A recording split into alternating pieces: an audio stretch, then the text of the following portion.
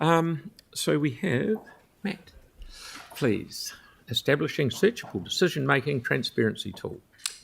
Good morning, Mayor and Councillors. Morning. So I'm going to present the PowerPoint that I've got up here on screen, and then I'm happy to take questions and discuss afterwards. So just kicking off. The reason why we're reporting back today is in relation to the resolution that was passed at the draft annual plan back in February, where we were asked to look at establishing a searchable decision-making transparency tool to come back with information for the annual plan. So specifically in the presentation today, I'm going to discuss the findings from the investigation that we've completed with the digital team, and then seek to get guidance from you on next steps. Now, it's going to be a fairly generic presentation in terms of the level of details. If there are questions on specific financial, commercial information, that information can be responded to after the session. So just as a way of a background, the need for transparency in decision making is something that we're obligated to cover in Council, both in terms of legislation, so under Lagoima, for example, and the Local Government Act, as well as within Council policies and strategies and statements such as the governance statement. So it's something that we have to do. And in terms of that, Christchurch does what we have to do, particularly with the legislative requirements.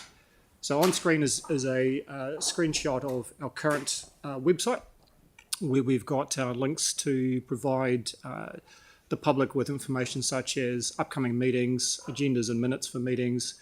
You can obviously link into live stream or recordings of meetings and so forth.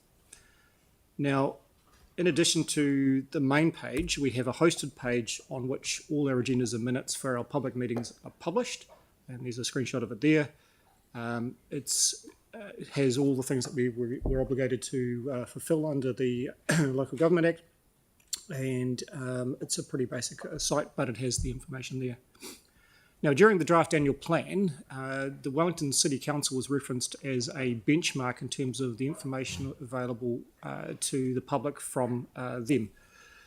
So here's a link, well not a link, a picture of one of the landing pages for Wellington, and you'll notice it's very yellow.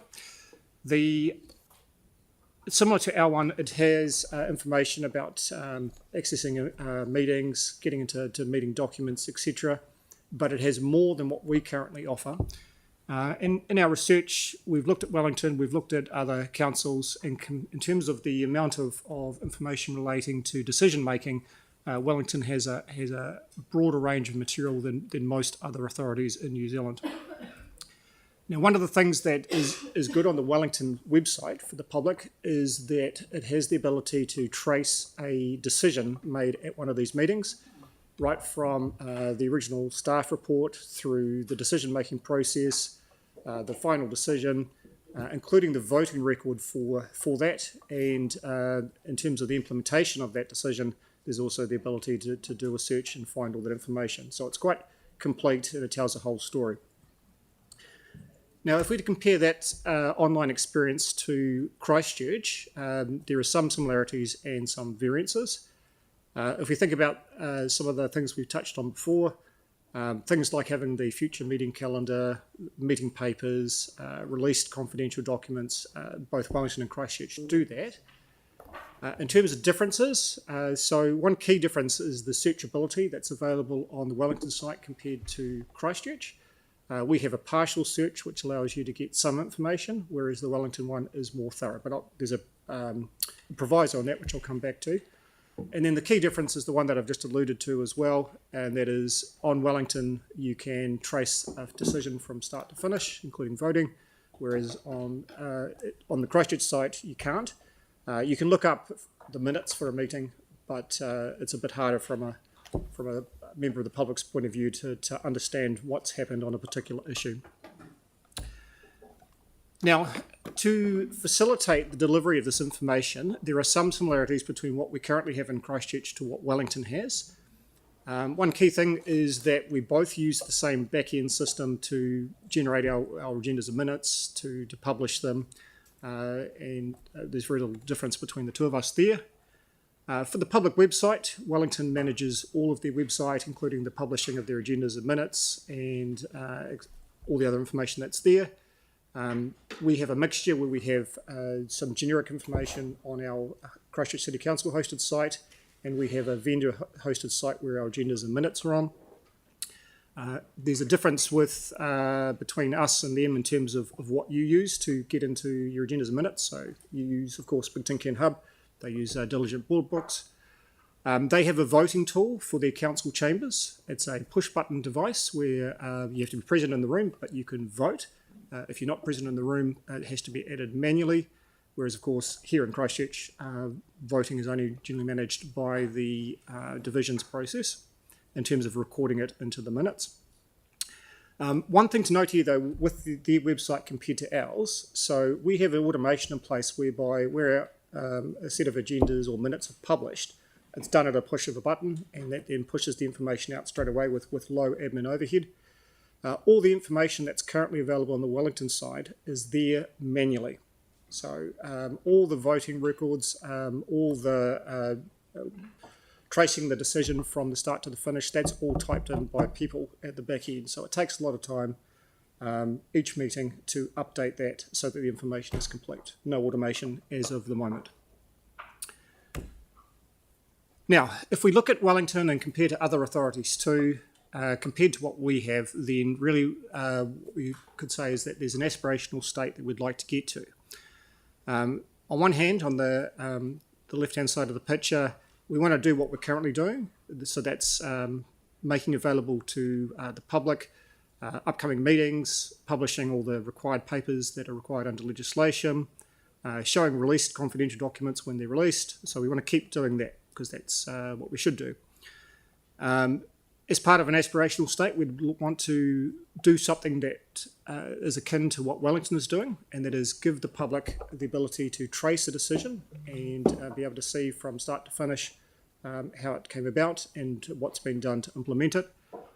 But to achieve that, the best aspirational state would be that there is a fully searchable tool, that it's easy to find information. As much as possible, the administration of the tool should be automated to reduce staff time to keep it up to date, and that the content on there should be accessible for as many people in our community as is possible. So it's easy to consume and be updated.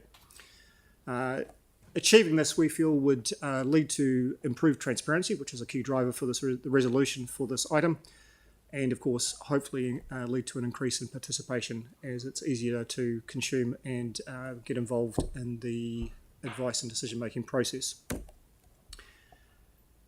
Now, over the next few slides, I'm going to talk about different ways that we could get from our current state to the aspirational state. And basically, we've identified 4 key options that we could go with. Option 1 is to take what we currently have and enhance it. And I'm going to talk about that in a bit more detail. Option 2 is to replace the current state with another way of doing it. Option 3 is a hybrid approach, which was, because it'll take time to do option 1 or option 2, if there is a desire to, for example, implement voting, we could do a workaround on that in the short term while we work towards either option 1 or option 2 being implemented. Option 4 is maintain the status quo. Again, I'll go into that in just a moment. But that could also involve putting up a voting solution in the short term until a decision is made longer term on the future of this. That could be option 5. Sorry? It could be option 5. Could be option 5, yeah. Now, just before I go into the 4 options, or 5 options, I'm going to talk briefly about some of the issues that are around this whole potential change to an aspirational state. The first thing to note, of course, is that this is not currently an organisation priority. It's not on a work plan. It's not. There's no work being done on it specifically at the moment. Any change will cost money, and the funding is not planned or on budget. The internal costs to complete the implementation of any of the changes is not fully scoped. If we were to look at doing option 2, which is the change to something new, that would also involve quite a large change management process. There are currently about 800 staff that are involved in the end-to-end process now. In addition to the changes for staff, there'll be changes for you in terms of how you get access to information. There'd be changes that the council would need to manage around moving a whole lot of documents from one system to another. I've got a note there as an example. There are about 30,000 reports currently in the systems that we use at the moment. So we'd need to have to make that available in a new system if we were to change. All the different options require differing levels of support for implementation and admin.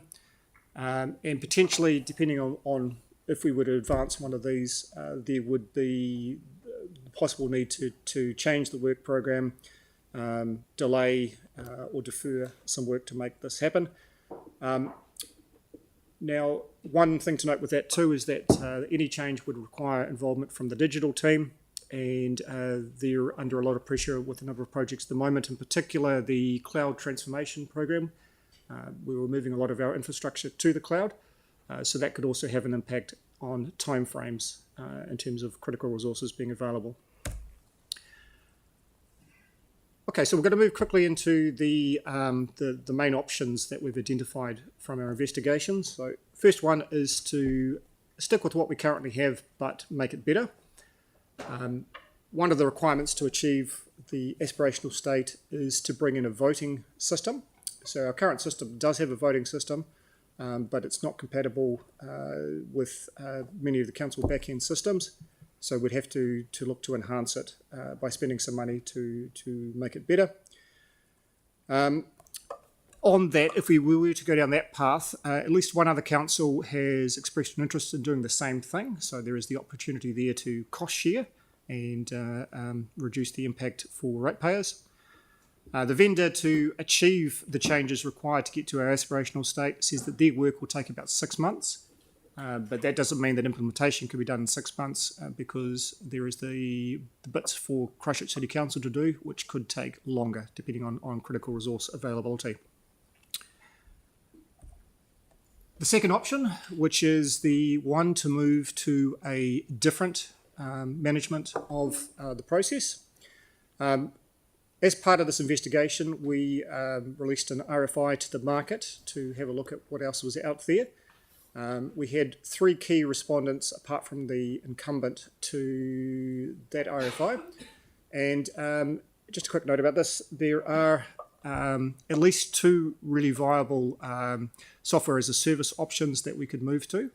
The advantage of that is that rather than moving from the multiple system setup that we've got now, it's a one and all, which means that it would have a voting tool, it would have the admin for the back end, for the administration of the whole process. There would be a tool for you guys to use in terms of a replacement for Big Tin Can Hub, and it would manage the passing of the information to the website to make that information available to residents and ratepayers.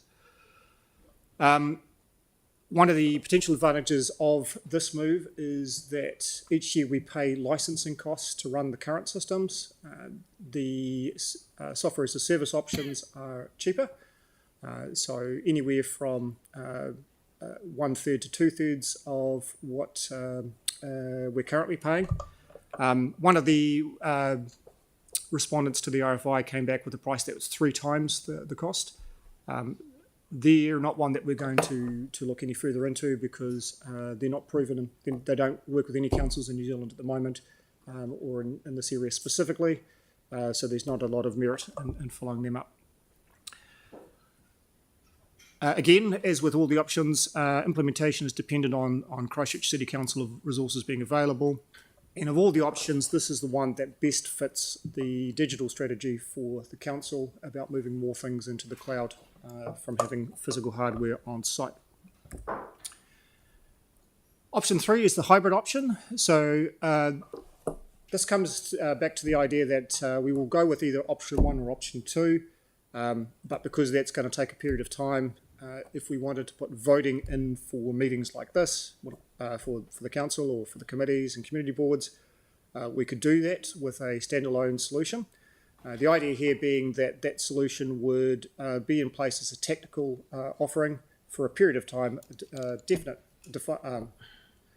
finite period of time until option 1 or option 2 was to be implemented. It could also be done with option 4, as I'll come back to, but it's something that could be done fairly quickly and at a lowish cost.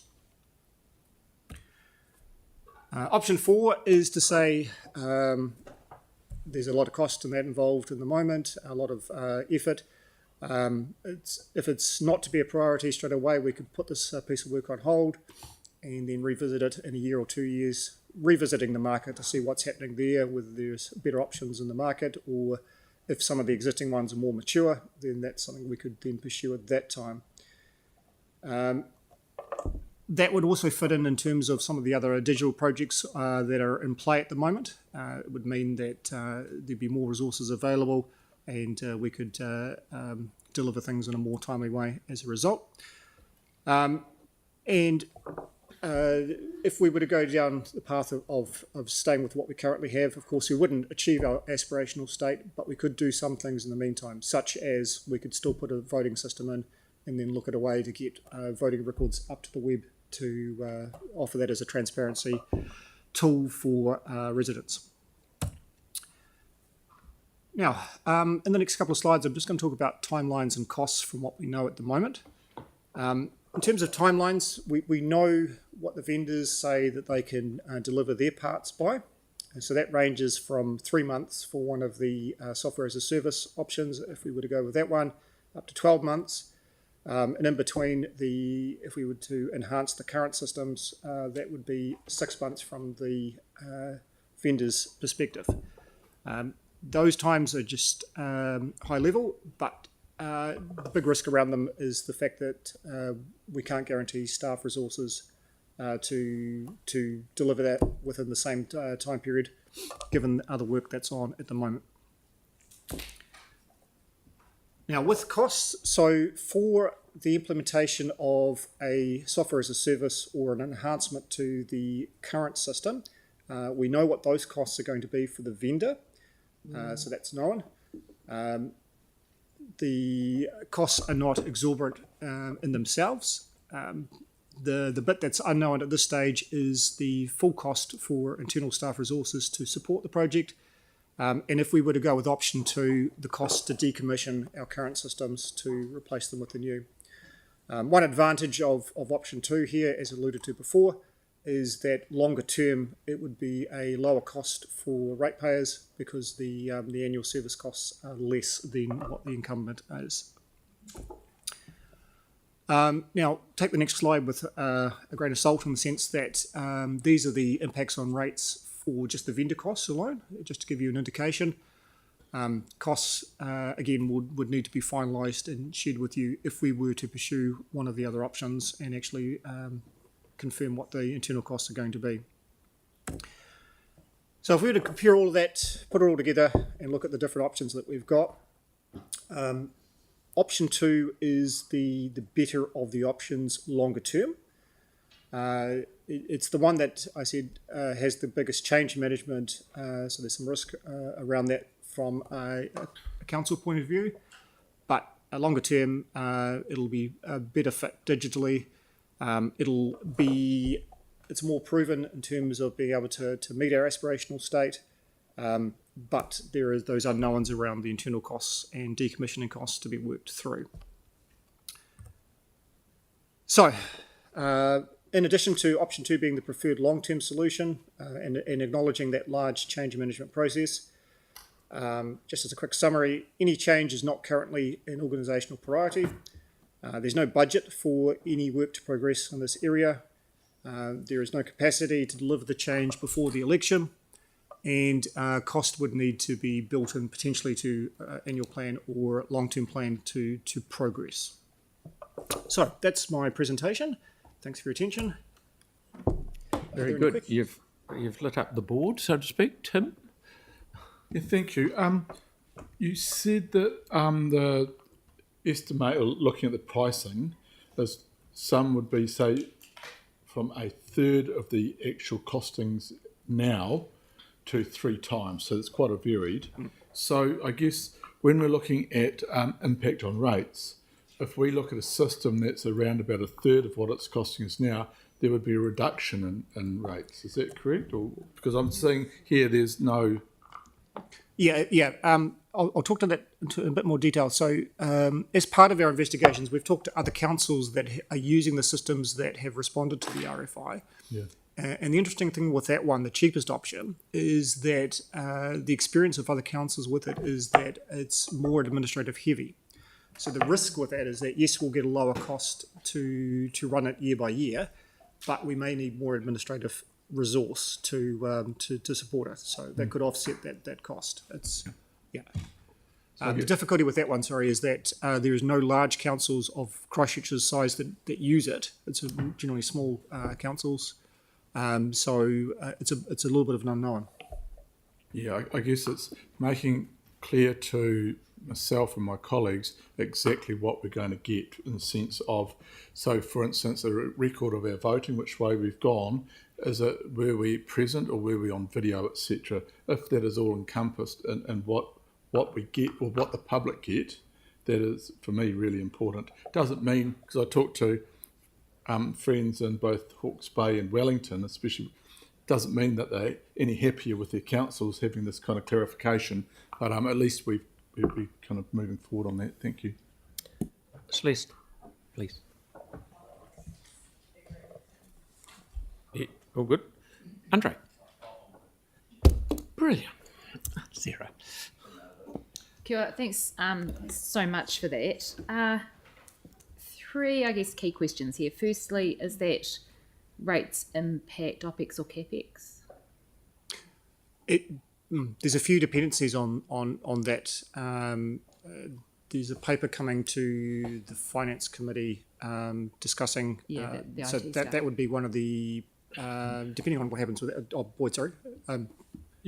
Through you because it's software as a service, as I understand it, then it becomes an OPEX cost.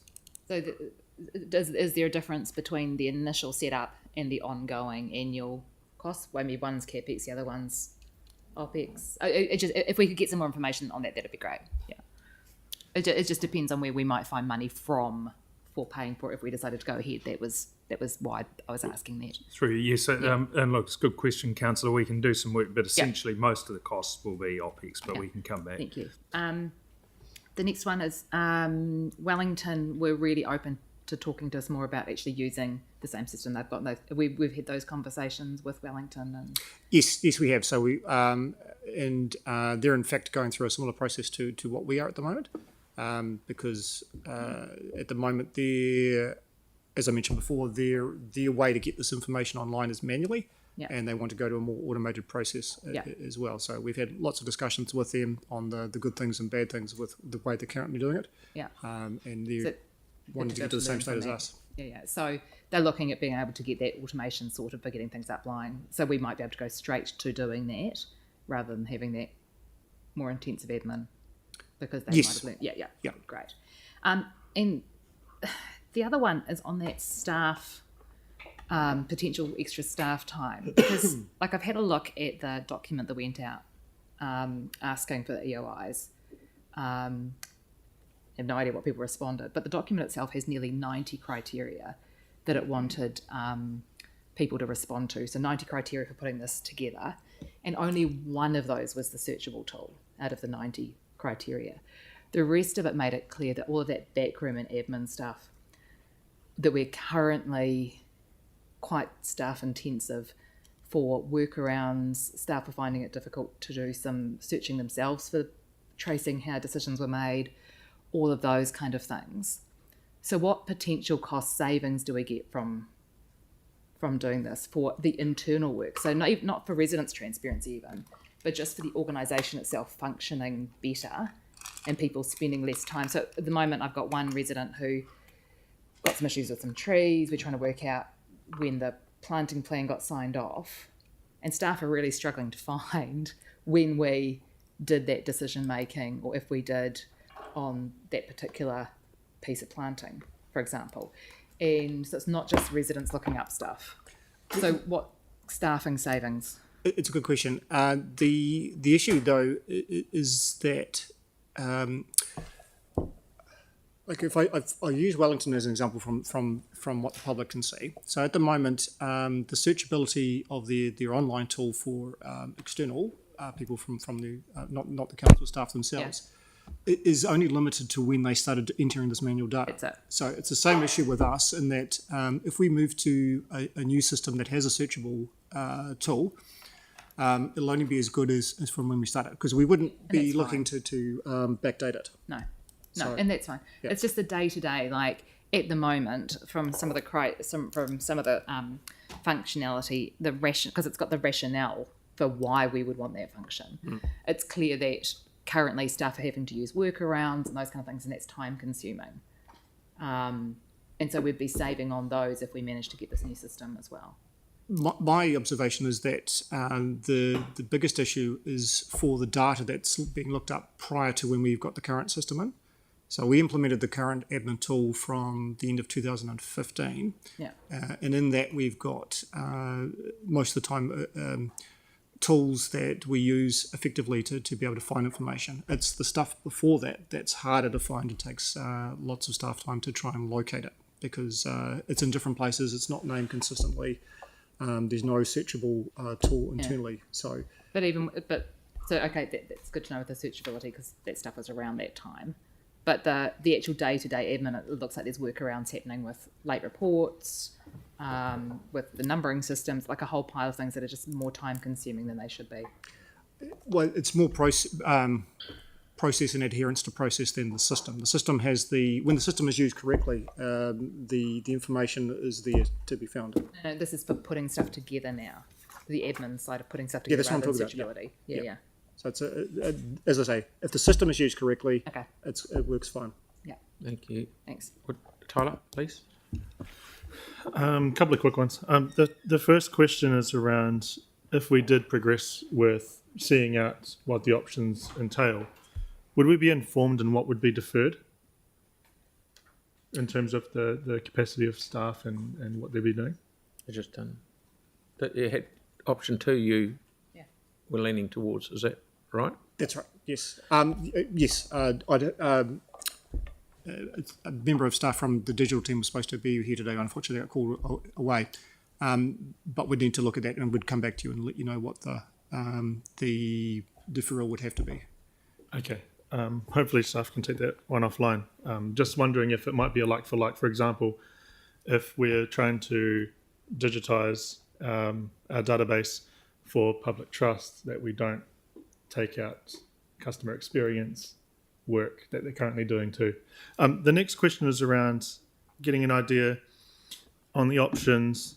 So you've got the options here, and you've had 90 things within the RFI itself. Would you be able to incorporate what those things within the RFI would be and put that against the options? For example, in option 2, replace the current state could also include AI, but option 3 won't. Things like that. Would you be able to put that against the RFI for the options that we get? Sure, we can do that. Yeah, as part of the evaluation process, we've done that. So Okay. we can provide that information. And last quick ones. Who scopes the costs internally within council? It's a joint effort. So digital would scope out their work in terms of the setup of the system and the decommissioning of the old system, if that was the path we went down. The governance area would scope out their work, and then would come together with a combined cost. Great. I've got an AI question offline. I'll send that out to you guys and see if we can see how we can integrate it. Thanks. Vic, My question's answered, thanks. Aaron. Yeah, I got 2. Just on the voting one, did we used to have wee black boxes here that had a yes, no, and what happened to those? They broke. So they've been out of system. That angry voting. No, they won't work. It was before my time, but as I understand it, they weren't reliable. They kept breaking down, and eventually they were given up because they couldn't be fixed. The option that we've suggested here as part of option 3 would be not a box as what Wellington's using or what you used to have, but a tool that you'd vote via your phone or via your computer. Yeah, so that was my second question. As I looked up, there's at least 10 apps that do that, like Board Pro seems to be the most popular. and then so you vote, and then the staff have got it automatically, and then you can publish it because you've already. So why aren't we looking at something as simple as that? We are. So just later this week, we're going to be trialling internally a tool that does exactly that. So we'll come back and report to you on that one once we've had a go, making sure that it's viable from a functional point of view. Yeah, because they seem to be used globally, those apps, and so which makes them not very expensive. You know, like a membership's $10K a year ballpark. Yep. So anyway, Okay, thank you. I've got a couple of questions. You said Wellington's the benchmark. Is that right? Is that where everyone should aspire to be to? Is that Just in terms of the availability of information around transparency on the website, that was our take compared to other councils. I'm not talking about infrastructure or anything else. Just Oh no, that's right. No, because one of the candidates up there has said they want to make it more transparent. But if they're already at a level of transparency that we're trying to aim to, okay, see what he's achieved already. okay.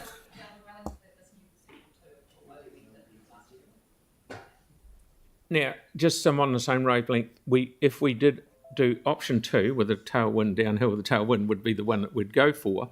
But at the moment, we've got a lot of staff working on changing this system we're changing at the moment for the next 18 months. So if it would put too much pressure on staff if we did it straight away, or should we better off do it in the next year or 18 months? But I'm just asking you the question. one of the key projects there is the moving the infrastructure into the cloud. So it's a project which I'm told by Digital is not something they can slow down or stop. And some of the key resources that would be needed to set the system up are involved in that project. So it's not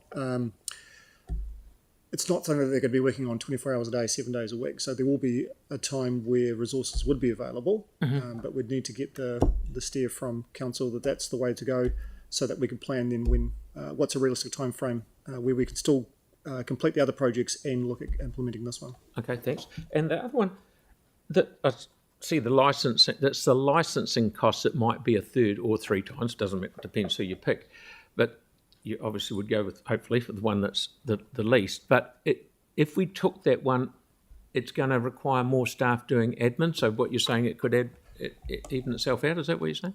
Potentially. So that's with the lower cost option. Yeah. So we had, as I said, 3 respondents to the RFI offering the software as a service. Of those 3, there was one that was the cheaper option.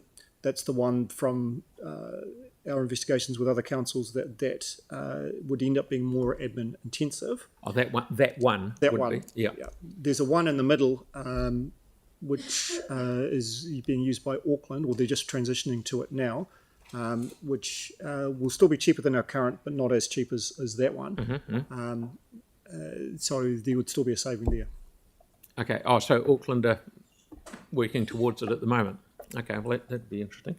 Yep, that's enough for me. Any more questions, please? Okay, that was a very good presentation. Thanks very much. It was very clear. Thank you. I can't hear you. So the question is, do they need a steer from us, and what's the next step? Kind of thing, like what do we want to bring extra things, or is this coming in another decision? Correct me if I'm wrong. Yeah. I think if we're going ahead in any direction, we would need to end up at option 2. Quite how fast we go there, because if that's the one that I saw, I like the bit written at the bottom that said fits the digital strategy best of all options. So something that knits in is something that is the best. We don't want to create something that doesn't quite fit. So the question is, like, if it's not going to be an annual plan decision, but it's something we want to do we just get a report to council that says it's the direction we want to head in, and that gives kind of the go ahead to staff with the I get it. Yeah. Does that make sense? Rather than an annual plan decision. I just feel if it's easier for staff to make, if it makes staff's life easier, we should head in that direction. Sorry, Pauline. Yeah. I personally think that the voting system is a priority. That would also save quite a bit of time in meetings, not having to do all that recording. It also stops people changing their vote in between putting your hand up and then getting the count. So, and I think you've put that is actually no impact on a rate either to install that. No. So I think personally that should be a priority. It's a much easier system to use, and then build in option 2 as a timeline here. Well, through you, Your Worship, I mean, it would be a decision report that would have to come back to council. I think it's unlikely that we would be able to get it up in time for this annual plan, given that we've got sort of 4 to 6 weeks in order to adopt an annual plan and work it through, I think, at this point. If the timeline is not for 25, 26, it wouldn't be an annual plan impact. The report would be asking us to indicate the timeline for implementation. Yes, that's and it correct, wouldn't be Councillor. annual plan. No, we could bring a report back, Yeah. I would think, Matt, but it wouldn't, any Yeah. implementation would not be in this annual Yeah. plan, yes. But we could maybe get the voting system through because there's no impact apparently. I can, So yes, just, I can ask. just checking, so process-wise, that would mean like just a resolution in the annual plan which says bring back a decision report on it, but in the meantime, just do the voting buttons. Yeah. So just on the right track that you two are talking about, that you would go with option 3 for the start, the hybrid thing. Is that right? That's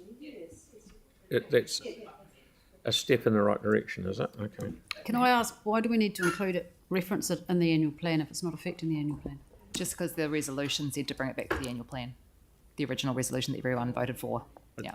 Through you, Your Worship, I think what might be best is that having seen this, a report is brought back with the various options to council, and then it will include the financial implication and an implementation time frame. And I think if we do that, that will conclude it for that stage and allow our staff to move on to the next stage, whichever way you direct. But if my view is, if we want to end up with number 2, say for example's sake, we shouldn't waste any money on any of the other options, sort of padding it up and not getting. If you've saved up for a Rolls Royce, save up for a Rolls Royce. Don't get a Mini with an extra motor. Okay, so that's what we need to end up with, I feel. So thank you very much. As clear as mud. Good on you. Right, we are well ahead of time. Yeah, well, we'd suggest 1 o'clock because Yep. it'll take time for the team to come back. Yeah, so if we have a lunch now and come back for development contributions at 1 o'clock, please, that would be brilliant. And we're still well ahead of time. Good.